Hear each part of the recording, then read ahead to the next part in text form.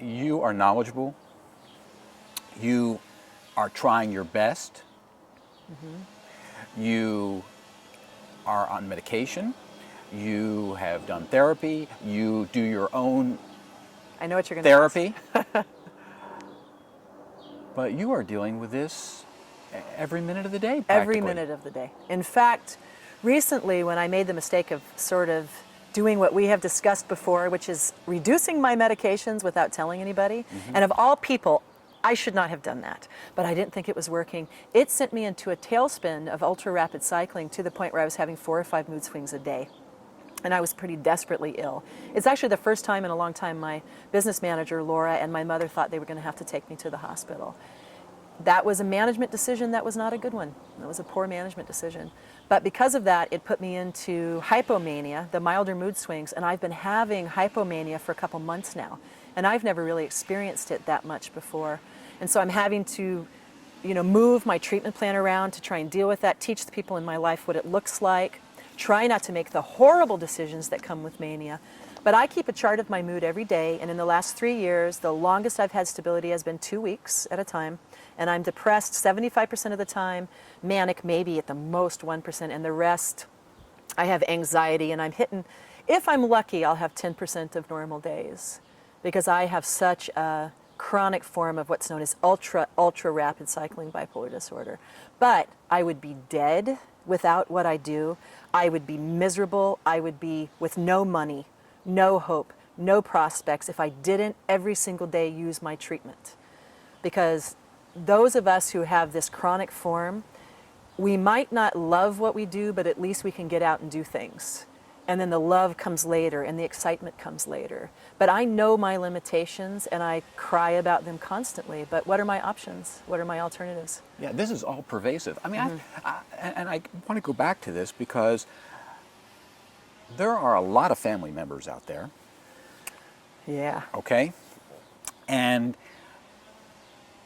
they are hoping that their son, their daughter, husband, wife, whatever, is somehow going to get over this, okay? That there is something coming around the corner, you know what, you try this medication. Or, if you buy Julie's book and if you just did these 4 steps, your life would be better.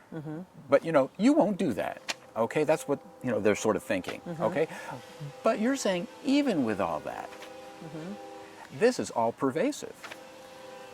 First of all, I'm an exception in some ways. Most people don't have this form of rapid cycling that I have. It's sort of rare. It's estimated that about 20% of people with bipolar disorder in general have rapid cycling. Rapid cycling is defined as having 4 or more mood swings a year. But I think a lot of studies are showing now that it's common to have a lot more than that. But you take someone like myself, 4 to 5 a day sometimes. Sometimes I'll have a 24-hour, 24-hour, 24-hour. I'm naturally going to have a much, much tougher time managing this illness. I take some of the people in my life who have bipolar disorder, and they definitely have a tough time, but they go through periods of what's called euthymia, sometimes years without symptoms. And this happens a lot with bipolar 1, with the depression and the high mania. Years without symptoms. Some people take medications and it's a miracle for them.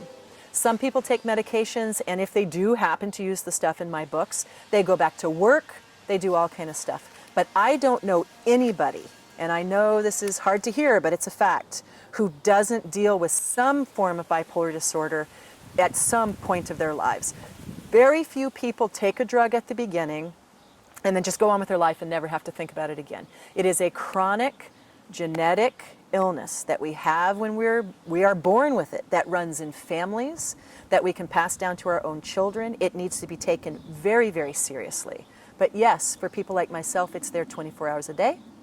For people like my former partner, Ivan, whom I write about in my books, he has bipolar 1. He was in the hospital and almost died. 12 years between manic episodes. So there's so many different types. Family members can get so frustrated. Oh, that she won't do this, he won't do that. Sometimes it's because of the illness. But there's always hope.